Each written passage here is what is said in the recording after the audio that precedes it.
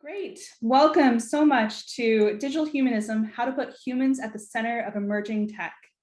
Welcome to the Wilson Center, virtually, of course. We are so pleased that you're here to join us, and I would like to start by mentioning that this is a co-collaborated program. My name is Elizabeth Newberry. I'm the Acting Director of the Science and Technology Innovation Program here at the Wilson Center. But I am very grateful to my colleagues at the Global Europe Program for collaborating around this event, particularly Teresa Etter, who has been instrumental to organizing and to just launching this particular initiative. We are also grateful to the Austrian Marshall Plan Foundation for facilitating this and many other transatlantic dialogues.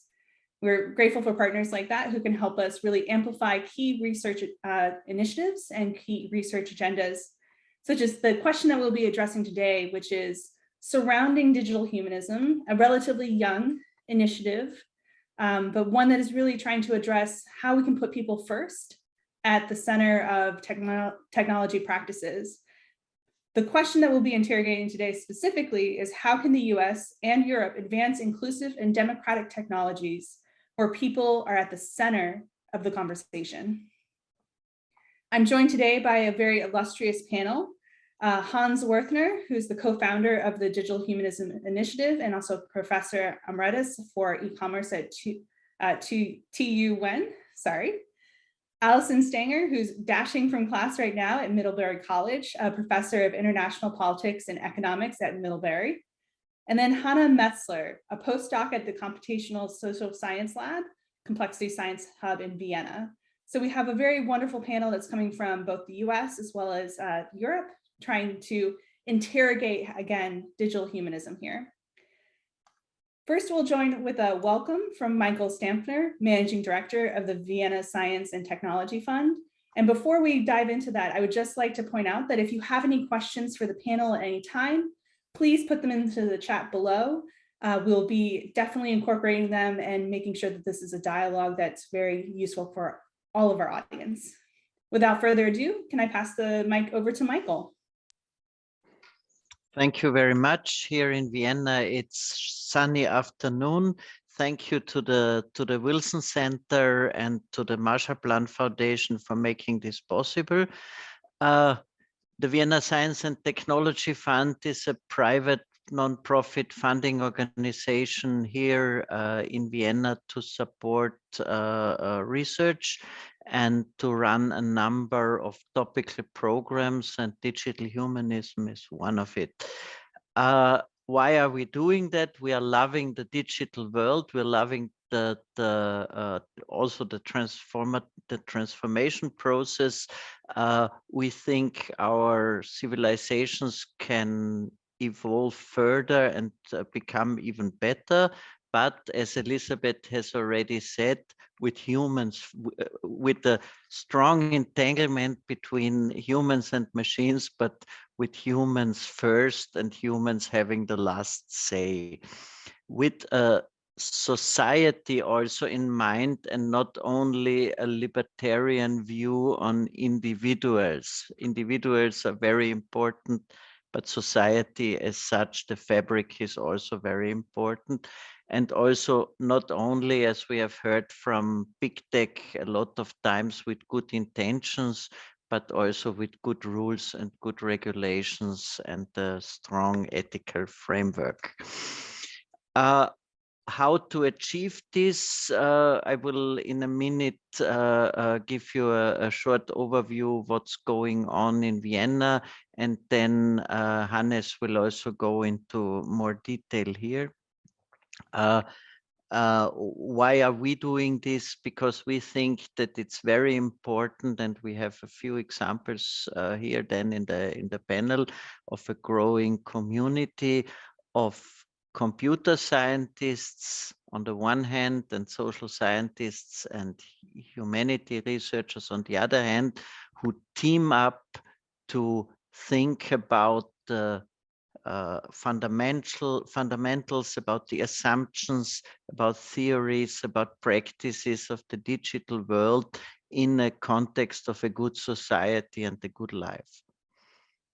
And as this is the hammer-nail paradoxon, as we have the research funding hammer, we fund interdisciplinary research on this topic, bringing together within funding projects people from these two worlds to also help a little the community of computer scientists to think broader when it comes to society, to behavior, to law, and to other economics and other large fields of our society. So we have started with this program with one call with nearly 4 million funding for research projects. Hannah is one of the project leaders. She will then present her initiative.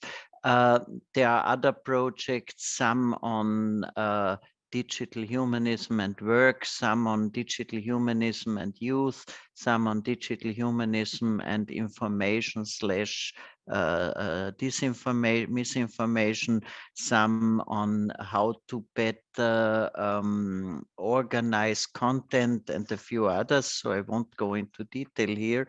I just would like to give you a short word wrap through other initiatives. We have a number of projects which are not research projects, but practice-oriented projects in the city of Vienna, with the Vienna public utilities, with the Vienna IT system, and others who follow the lines of digital humanism. We have big projects here with the European headquarters in Vienna of IEEE, of the largest engineer association of the world, designing a whole world standard for ethically based AI design, IEEE 7000. Hannes will for sure present the Digital Humanism platform, where dozens of great academic and business leaders have already given talks and discussed issues. There's a book where Hannes is one of the editors, so he will also present that, and it's available also online on perspectives on digital humanism. We also have made a manifesto in 2019. We are lobbying, and as it seems successfully, that the European Research Framework Program will also include topics, more topics on human-centered innovation and on digital humanism. We are discussing digital humanism as and the internet as a global public good within the UN Compact. We will fund in the next month strategy processes of of Vienna universities and research organizations and companies, where they want to go in digital humanism, and we are preparing for next year a next funding call. So we try to we cannot define digital humanism in one sentence. We would need many, but this is also a kind of task for the next hour to go.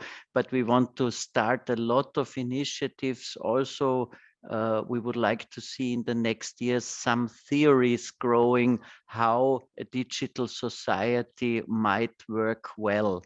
So not only practice-oriented research, but also really going into philosophical, legal, policy research fundamentals to see how we as societies and as a civilization may thrive also in the future. I hope I'm still in my 7 minutes. At least I'm done now. Thank you very much. Thank you so much, Michael. I really appreciate that. And again, I'm sure Hans also appreciates the gentle plug for his book. I know I'm really happy now to pass over the mic to Hans, who will be talking more about what inspired this whole conversation around digital humanism, and how has it evolved? So first of all, thanks for the invitation and for giving us the possibility to explain what digital humanism is. I think it's, to make it short, it's two things. It's one, it's an approach to digitalization, where it's to analyze and to describe and to the complex interrelationship between IT and humans, and on the other side, to trying to interfere this complex relationship. So there is a kind of a definition between for this notion of digital humanism. All that for a better society which is respecting human rights. On the other side, it's also an initiative with a growing group of humans and activities. So it's two things: the approach to digitalization and a growing group and the people behind this initiative. With respect to this approach to digitalization, just one word for the power of IT. To understand that this power of IT, it has two sides. On one side, it shows that it keeps our system running. It's really the operating system of our society. Imagine that it would not exist. You can see its role, its strong role in the pandemic, or also in the respective research activities. And it's already something like a public good. We could not exist without those systems. On a technical aspect, very short, we can see that our systems consist of a stack of different technologies, different pieces, where part of it is hardware and software. Think of a car or big power plants and so on. And when we talk about virtualization, we have the increasing delegation of tasks to software, to software as part of a computer. With this development, we can say that everything touched by software becomes a computer, and we are moving from a standalone computer to a worldwide global communication machine. So this is really the power of digitalization and of IT, and we have to acknowledge this.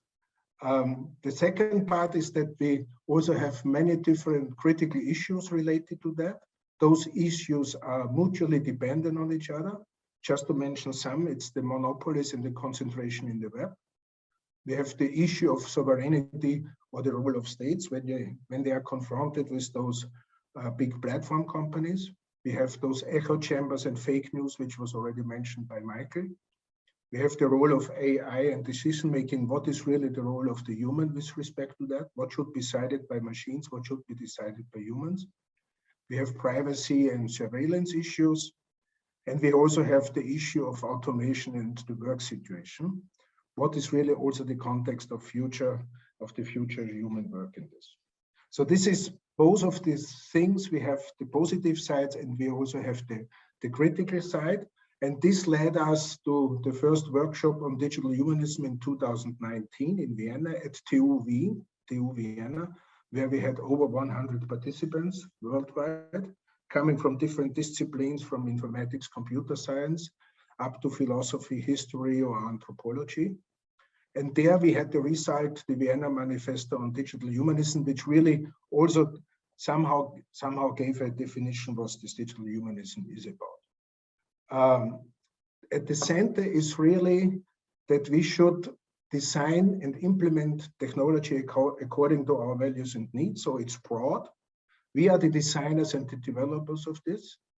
We have the freedom, the right, and the responsibility to use our mind to design such technologies. It's not automation, and this digitalization is not God-given. We can interfere and we can design that.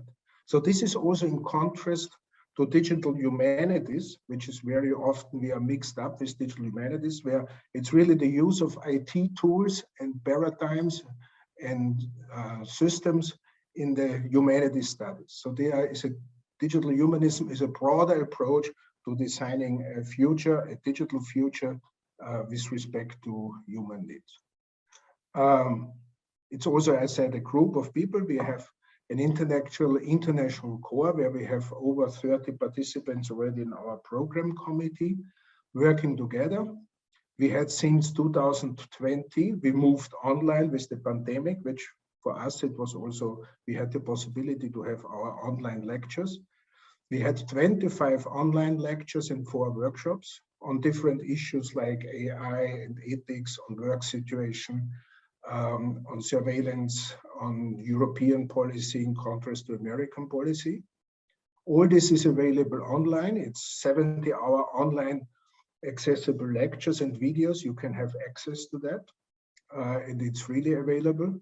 And it's already mentioned by several of you that we have also produced this book on digital humanism, which already had 130,000 downloads from the website. So 130,000 users downloaded the entire book. Hopefully they will also read it. Currently, we are preparing a roadmap for research, innovation, and teaching in the area of digital humanism. So what are the research issues, what are the innovation issues, and what are the teaching issues when you approach digital humanism? This will be published in 2 weeks, this document, and I think it will also help universities and funding agencies for their future work. And we are doing a summer school in September in Austria for PhD students. Finally, it's also what was already mentioned also by Michael. It's also on a political level. Activities started in Vienna, but also by the Austrian government. There is the Boysdorf Declaration of the foreign ministers of Austria, Slovakia, and Czech Republic, where they signed the Boysdorf Declaration on digital humanism, to the principle of digital humanism that the human should be at the center of technological progress, that you should combine social innovation with technical innovation. I would like to conclude that digital humanism is not only on research and innovation, and this in an interdisciplinary manner where you need all the different disciplines, but it's equally important, it's a political issue, but at the end, it's about power relations in the market and around the world, and it's also about a possible way, probably a European way to digitalization. So this is somehow the introduction from my side. Thank you so much, Hans. Really appreciate that overview. And if you haven't checked out the manifesto that was generated in 2019, I would highly recommend it, as it gives a really good roadwork and plan for what digital humanism is in contrast to other disciplines. Without further ado, I'm going to pass now to Allison, who will give us a little bit of a preview of some of her work within this area. Yes, so hi, thank you so much for having me here today. It's great to see my Austrian colleagues. It's been my honor and privilege to be involved with the Digital Humanism Project since its inception. And I thought what I might talk about today is what Americans should know about digital humanism. You've received a good outline of it already. Things can sometimes look a little bit different on this side of the Atlantic. We're distracted by many things, and I think it's important to focus in on this issue because while we're distracted, companies are collecting all the data that we've voluntarily offered them, and most of them are American generated companies that have become multinational. I think one of the most important, there's 3 things I want to get you to think about, and have lots more to say if there are questions. I think Americans need to know, first of all, that there have been all kinds of reforms in Europe that might be templates for reform in the United States. If you look at something like the GDPR, the General Data Protection Regulation of 2016, that's an EU comprehensive privacy legislation that applies across sectors and to all companies of all sizes. It really lays down the rules, if you will, for the protection of personal data and for the movement of data in the European Union. It's already been adopted in a kind of watered down form by the state of California. Some of you may have noticed this if you spent time in California. When you go to any website, it's going to ask you questions about what cookies you accept. You really have to opt in to allow companies to collect your personal data. By the way, if you just simply click past it, you are tacitly consenting to the collection of your personal data, so it's worth spending some time on those options. I'm teaching a course this semester. I just literally ran from it to speak to you here. It's on the politics of virtual realities, and it's just astonishing how much what I call voluntary surveillance is taking place. I would divide surveillance into voluntary and involuntary surveillance. Voluntary surveillance being when corporations take the data we voluntarily turn over to them and use them to manipulate our future behavior, predict our future behavior. And then there's also involuntary surveillance, and that's the type that Edward Snowden revealed that institutions like the National Security Agency were participating in. Snowden's revelations did lead to legislative reform in the United States, so some of those practices are now no longer taking place. But it's important to see that these two types of surveillance going on. With respect to the voluntary kind, there's a very good documentary on Netflix called The Social Dilemma, which I would recommend to any of you who want to understand better what companies are actually doing with the information that you're giving to them voluntarily. I guess that's another way of saying we can't assume that Americans know this. Europeans are keenly aware this is so. I'm not so sure all Americans are, and it's important to educate them in that regard. The second thing I would say that Americans should know is that from a European perspective, both American government and corporate power can appear hegemonic. These companies are enormous. The reach of the NSA is extraordinary. We know that there were instances of spying on European leaders by the US government in the past. The National Security Agency would defend this by saying, they always say this, they say the Fourth Amendment does not apply to foreigners. And what that means is that the right to privacy is something that, will be protected for American citizens, but not for European citizens.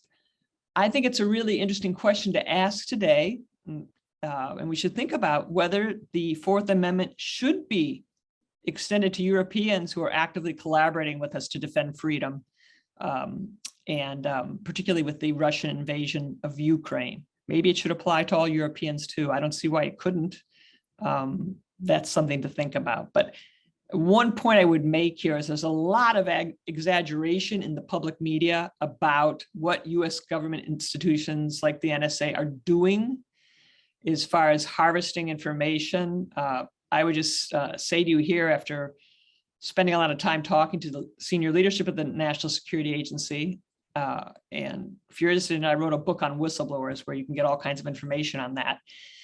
But the one thing I'd learned from that is that your kind of spy novel view of what the American government is doing is very distorted, because National Security Agency is keenly aware of the First Amendment and First Amendment rights and Fourth Amendment rights, and adopts a very legalistic approach to what information it gathers that is not anonymized. The reason it gets confusing is because the US Constitution in their mind doesn't extend to citizens of foreign governments. So that's just something useful to keep in mind. Finally, from a political economist perspective, the third thing I think Americans should know is that the power of big tech today is absolutely unique. It's distinctive. I don't think we've seen a scenario like this in human history, where you have these enormous multinational companies kind of floating above national governments, and it's simply unprecedented, this changing balance of power, if you will, between multinational corporate power on the one hand and national governments on the other. We've never seen anything quite like it. That's why we have something like the Facebook Global Oversight Board, which is a work in progress, which is a very bizarre entity, which I can talk about later. It's kind of, if you're interested, it's a multinational organization kind of floating above the national governments of all countries. and it's supposed to determine what Facebook does and doesn't do. It's in a bit of disarray, in my view, at present. I could speak more about that if you're interested. The point I would make here about big tech's power is that it's often said, and this is an important thing to remember, that if the product is free, you are the product. If the product is free, you are the product. So our personal information and data is collected by these companies to turn a profit, and the price point is zero. So that sounds like an amazing deal. You get all these apps for free. But the fact that they're free disguises this darker reality that you're selling basically your own personal information to them by participating in social media apps like Twitter or Instagram or Facebook. Big tech's power is unique in another way. If we look at, say, the takeover of the attempted takeover of Twitter by Elon Musk, you really see this situation where you've got a rogue billionaire who we might consider a super empowered individual. He has the ability to move markets. But the big tech companies that have become so embedded in the fabric of our lives are different than monopolies of the past.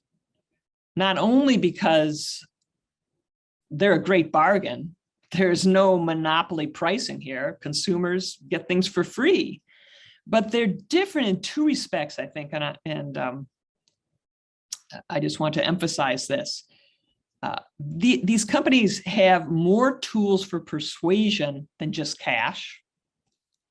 And the social media companies have more tools than mere monopoly power. This is very much a situation in which what we know and see and believe to be true is being shaped and modified by algorithms that we don't know anything about. And that's what the Digital Humanism Project is in part trying to illuminate and address in creative ways. Finally, and I'll close with this point, the American Wild West, what I would call the Wild West approach to technology regulation, is hopefully in the process of changing. It used to be that big tech was sort of serving no country in particular or no cause in particular. It was potentially a force that would come into conflict with the US government. But now we're seeing something very different with the invasion of Ukraine. You see a series of decisions on the part of big tech where they've sided with the free world, making themselves very much American or free world companies. That's a new development. President Biden has appointed a 27-member National Artificial Intelligence Advisory Council, who's supposed to advise the president on these issues. And some of you may be familiar with Biden's 33-year-old Federal Trade Commission chair, Lina Khan, who wants to redefine monopoly as the stifling of market competition rather than as price gouging. So in her view, you can't say a monopoly doesn't exist just because the product is free. And that'll be interesting to see what develops with that in the months ahead. Those months will be critical. And in my view, we can only hope to see the growing collaboration between the United States and Europe that has been Putin's gift to the West, an intentional gift to the West. We'd like to see that expand still further. So I'll close with that. Thank you. And I want to make sure that we have also an introduction from our final panelist, Hannah, who is taking an applied approach to this in misinformation and disinformation. So Hannah? Thank you very much, Elizabeth. And also thank you for the invitation to be here today. So I have a background in psychology and social and affective neuroscience. And I want to talk about a project where I think that the perspective from these social sciences is really crucial. And this is a project on misinformation spreading on social media. So it's not so much about which information you give to these social media tech giants, but it's about which information gets to you via these platforms and what could be the potential real world consequences of these. And I think after these past couple of years, it's not really hard to convince you that there are really political, health, and social consequences. So the urgency, I think, is really clear to find potential solutions. It's not an easy problem to solve, but we are trying to contribute to interventions against misinformation spreading. And so I think one thing that's really important to say always when we talk about social media and misinformation or disinformation is this is not a problem caused by social media. So humans have always believed in all kinds of crazy things, and myth and conspiracies have always flourished, in particular in times of crisis when people kind of feel uncertain, when there's a loss of control. Then these kinds of stories that give you simple explanations or that blame it on certain people, they really help you calm down. But what the impact of technology is here, I think, is that these social media platforms allow misinformation to spread much faster and further. So they've really created an opportunity for people who benefit from spreading dis and misinformation to get this information out there to much more people. But what I would say is they've also created an opportunity for us to intervene if we know how. It's not easy. So this wasn't possible when misinformation mainly spreads as word of mouth. But I would say with social media, at least, there are opportunities also for intervening, even if that's not easy. And so our project kind of focuses on two major goals, I'd say. The first one is, how can we empower people not to fall for misinformation, not to get manipulated by bad information? And the second one that I think is really, really crucial is how far can we actually get by empowering people? Or do we need systemic change? Do we need to change the design of these social media platforms? And what kind of evidence can help us show that we really need systemic change, with the hope that someday this evidence will be able to convince policymakers or social media stakeholders to actually think about ways of regulating or intervening. And so we're only at the start of the project. We started a couple of months ago, and I just want to kind of say a couple of words on our current perspective on the problem and what we want to do about it. And so we think there are interventions that haven't been considered enough yet. And from a psychological point of view, these are in particular interventions that take the social nature of human thinking and our emotional needs into account. And so the current interventions that exist, we already have a couple of them coming out of communication science and out of psychology, are mostly focused on accuracy. So you might have seen these accuracy warning nudges for with bad social media posts. You all know fact checks probably. And we think that what has been neglected here is that people use social media for social reasons, and many of our beliefs are social. So they give us an idea of our social identity, of which groups do we belong to. They help us keep a healthy self-esteem.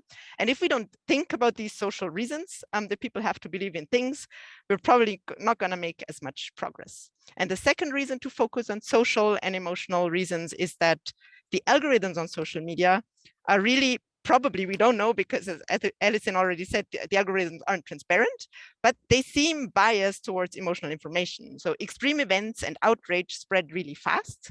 And so these emotions, fear, anger, and loss of control, therefore really help these kinds of information to spread. And we need to really make sure that in a system that is biased towards these outraging emotional kinds of information, if there are any interventions that can survive in this kind of environment, that can have a large scale effect.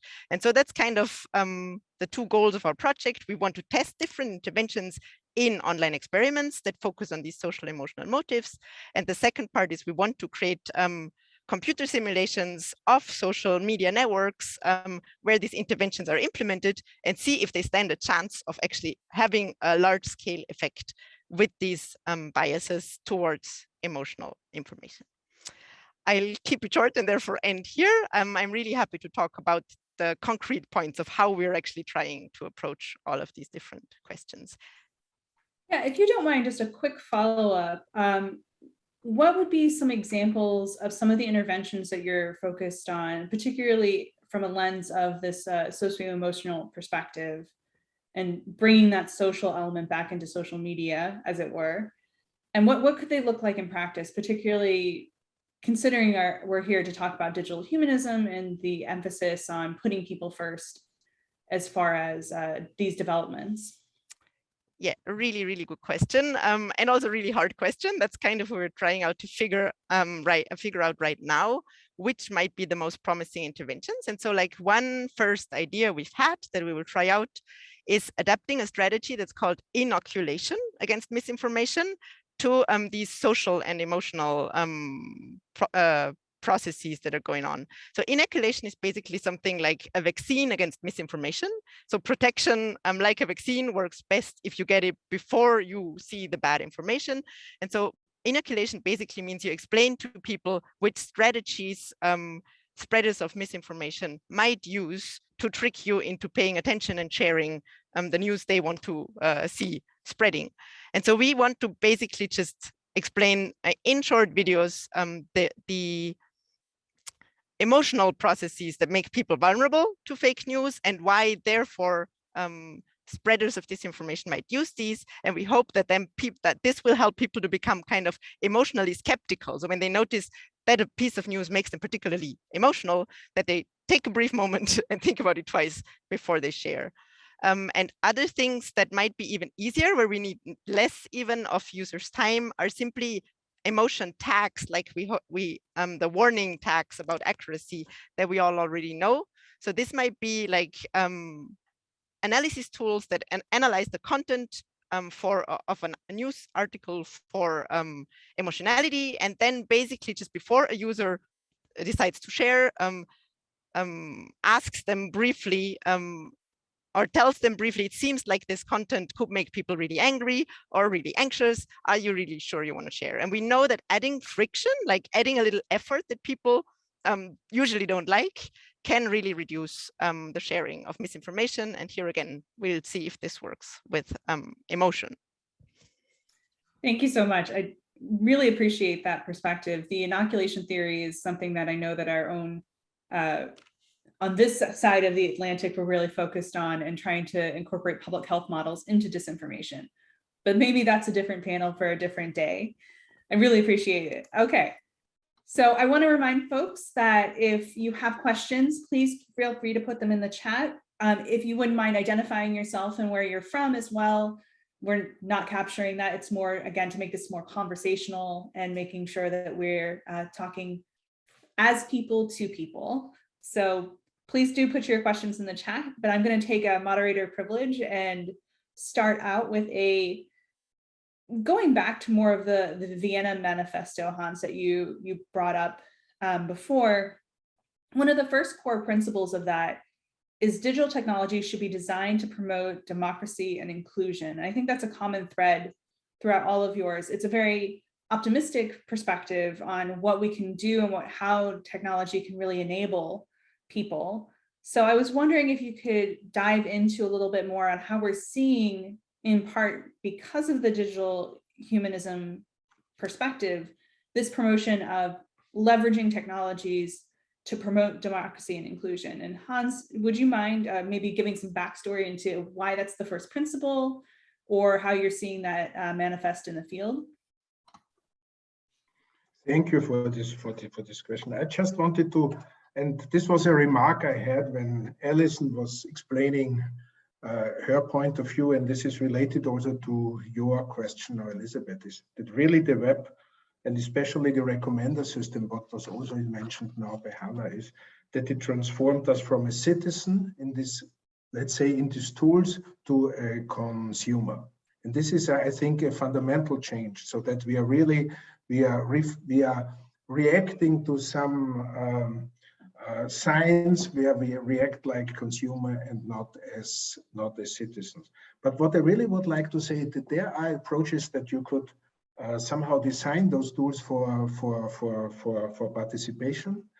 You could also see that social media had also positive aspects when you look now, when you look also for the, let's say, the communication means which are now used in this Ukraine conflict, where you see that in the social media, there's also somehow some positive aspect. You could also see in the Arab Spring, where social media was somehow mobilizing and amplifying protest against some dictatorship. So there is this double-sided aspect, and I think there are some approaches how to design.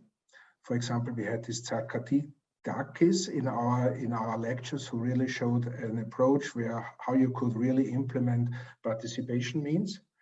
There are means also in these e-government issues where citizens can participate directly with those different governments. So and this is one of the, let's say, the basic principle of digital humanism is really to combine social innovation with digital innovation. The digital innovation should have somehow also a progress of a societal means. Thank you. And again, for the panelists, if you want to piggyback on anything that someone has said, just raise your hand and we're happy to make this more of a, less of a Liz Newberry interrogating the panel and more of a conversation. But I do see a common thread with what you're talking about, Hans, and what Allison and Hannah were bringing up in this idea of, we often look at digital innovation as the first and foremost goal. And when I say we, I'm thinking of technologists, but also the bringing in and incorporating social practices and really thinking about the social as part of that design and innovation process. How can we really leverage and not focus on just getting out the biggest, fastest technology first? And how can we really incorporate and leverage human needs, society needs, as Michael pointed out earlier, as part of that process? And Allison and Hannah, I was wondering if you could jump in a little bit here, or Hans, if you so desire, to talk about how we can really use digital humanism as a lens to leverage that approach to amplifying society's needs, really underscoring people's needs as part of the technological process.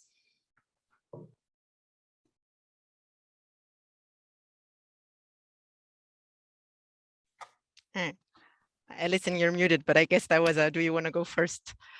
So if I take this back to the topic of misinformation and recommender systems on social media, I think we're not yet at the stage where we can really already implement these ideas coming from digital humanism, but we're at the stage where we still need to show and convince people, stakeholders out there, that the current system is somehow dysfunctional. And I think one thing that I want to, one little discourse I want to make here, side point I want to make here is, a lot of stuff gets blamed on social media also these days, social media and well-being and loneliness and depression, I don't know what, that we don't have good evidence is actually a problem of social media. So it often goes the other way around, where we know people have, people in difficult life situations, in bad social circumstances, then spend more time on social media, for example. That's just a side point. So that I wanted to also mention when Hannes talked about the potential positive sides of social media.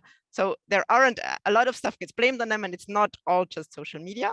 But now to get back to the recommender systems, if we can show, for example, with our research project, that whatever intervention we put out there that's targeted at individual social media users, even the best interventions we have don't stand a chance in a system that's biased towards emotional information, then we have the kind of evidence, I think, that we need to maybe one day force social media companies to make their algorithms transparent. And then when we have those algorithms, we can maybe restructure them in ways that don't push only for the most outraging, hateful stuff, but that also make visible the voices of silent minorities. So maybe we could push more neutral, objective conversations, or maybe we could push social media postings where somebody empathizes with somebody else. So, but I think for this, we first really need to know what's currently going on, and we need the evidence that says, here is the problem, and it can't be solved just by educating users. I think that's very well said, Hannah, and I would just add to what you said and what Hannes has said, that there's an additional dimension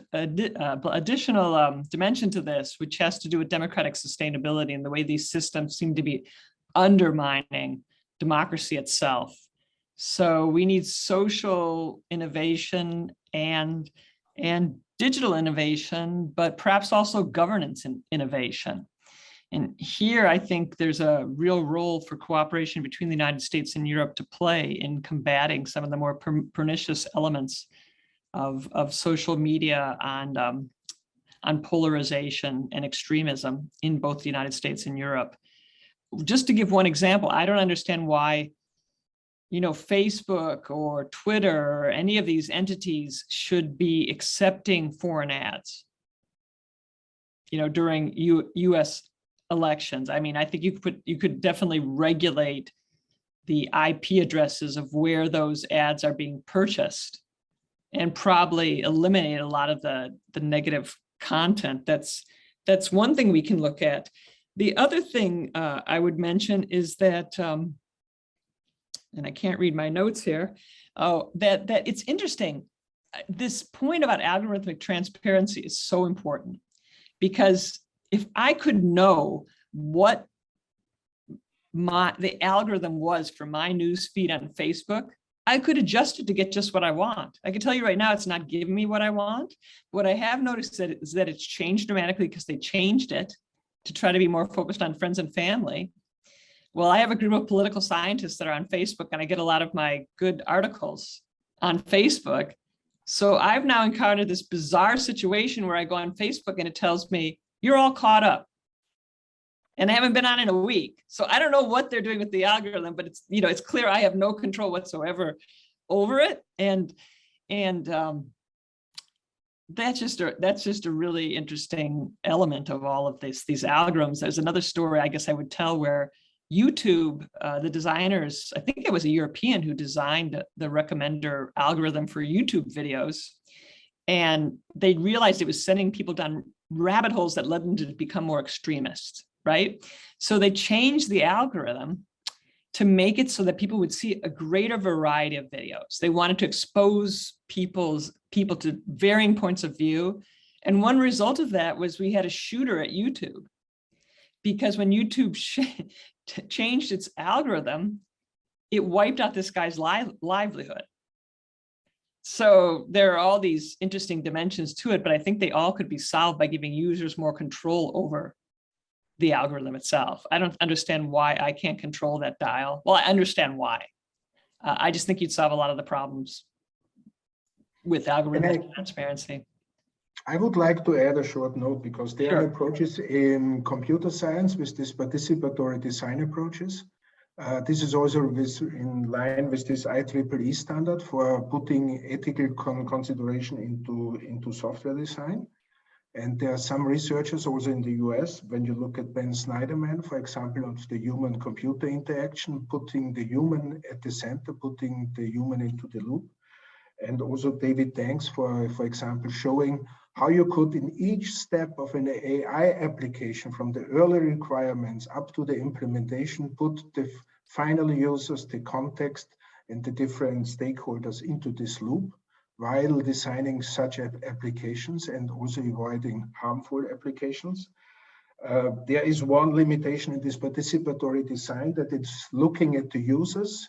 It's not looking at the societal dimension, I think, and this is also the political dimension that Alison has mentioned. So there needs some further work. There is work in the recommender systems area, trying to separate data from algorithm. Because normally in these recommender systems, in the big was mentioned Netflix, and so they have the algorithm and the data somehow intertwined, and you cannot separate them. And if you have the data with yourself and you could use those different transparent algorithms, then you could use it also different. Because one issue is with this recommender and also those algorithms is that we need them, because there is so much in information that without such tools to help you to find something, you would be lost. So recommender have their positive aspects, and you have to look at it. I think the objective function have to be different there. And I think there's an approach which also coming from the research community into recommender systems area to let's say separate data from algorithm with new architectures. So there is work underway, and this is work which is going on in the US as well as in Europe. Thank you so much for that, Hans. Yeah, I want to just echo something that you pointed out is, and I'm coming from more of a science and technology studies background, more of that sort of critical lens with from the United States. And at the very briefly, a lot of what we're talking about is this interesting interplay between stakeholders and audiences that can really inform the way that technologies are. And there's this interplay between how the technologies manifest in the first place as a response to either perceived or actual consumer use cases. So I think it's really interesting how we're seeing how this has evolved to a state. And one of the things that I appreciate about the manifesto is that it points out that all technologies, digital technologies, did not emerge out of nowhere. There was a demand for it. There was a pivot, but again, going to Hannah and Allison's point, how do we rein it back potentially a little bit from where it is now? I want to make sure that we have time to get a couple of questions from our audience here, although I'd be happy to dive into a brief about structuration theory and SCOTUS and that sort of thing here. But from John Dale, George Mason University, he asks, in addition to democracy inclusion, should, or I'm going to say, can digital technologies also be designed to promote human rights? And if so, could we provide some examples of what that might entail? I will leave that for whoever wants to dive into that one first.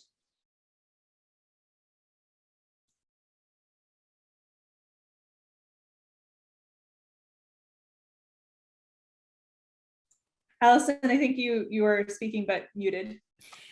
Sorry about that. I'm trying not to make noise, and consequently I render myself voiceless. I think the thing that comes into play here is the role of money in our politics, and the fact that certain voices get amplified and others are muted by the current system. And that in the United States requires electoral reform and campaign finance reform to really get at the heart of the issues. If you want to protect human rights, it means you have to protect the individual. And if you're going to protect the individual, you can't have a social media platform, which Elon Musk has referred to Twitter as our new town square. It can't be one in which simply the people with the most money have the loudest voice. So that's a problem we face in the United States and might apply more generally that I see needs correcting.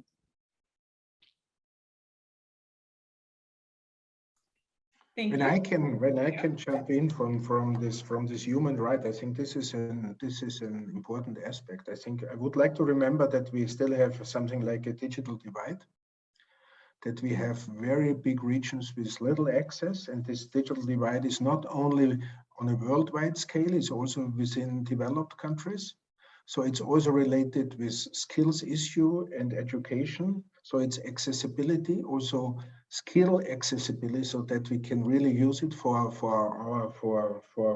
better means. I think this is a real huge issue. And then it also has to do then with misinformation, so that you can recognize that. So human rights is a huge part of it, and I would like to stress that within the United Nations and also with the different governments are working with respect to that, with human rights and internet and the World Wide Web, as a means to improve it, but also as a possible, let's say that we really should have a look at it, how it is used and how it can be used. Thank you so much. And we have one more question from the audience, which I think is a great question to sort of mull over as we get close to our time here today. What would your message be to decision leaders? And I would expand this also to academics, both across the Atlantic in Europe and the US, about how to apply digital humanism to some of the critical conversations of technology today. And we can go back in order, so or reverse order, whoever wants to dive in first. But Hans, would you mind potentially kicking that off? What can we learn from digital humanism and how it's applied? I think this is what I mentioned already in the early beginning. I think it's not only an issue of research and innovation, it's a political issue. It has to be taken up by political decision makers. It has to be taken up by university. It has to be taken up by funding agencies. It has to be recognized that, for example, in research, and science that, let's say, the big problems need a multidisciplinary approach. You have to break up your silos. You have to go out. When you go into political decision making, you have to understand that technology politics is a center, is a core of your political activities. I think it has to be on the level that you have to take on the population, that you have to have a participatory approach to that. It's not sufficient that you have to have also grassroots participation. You have to have a look at non-governmental organizations. There are a lot of initiatives out there who could really help to streamline technologies, also for this societal innovation. When you do, for example, city projects or district projects, but do participatory design approaches where the different stakeholders can really participate there. Wonderful. Allison, can I call on you next? And then Hannah, will you bring us home? Great. Yeah, I completely agree with what Hannes is saying. And I just highlight a different dimension of this problem, which is namely the existence of technical expertise within the corporate sector. This is a major opportunity and potential impediment to reform for the simple reason that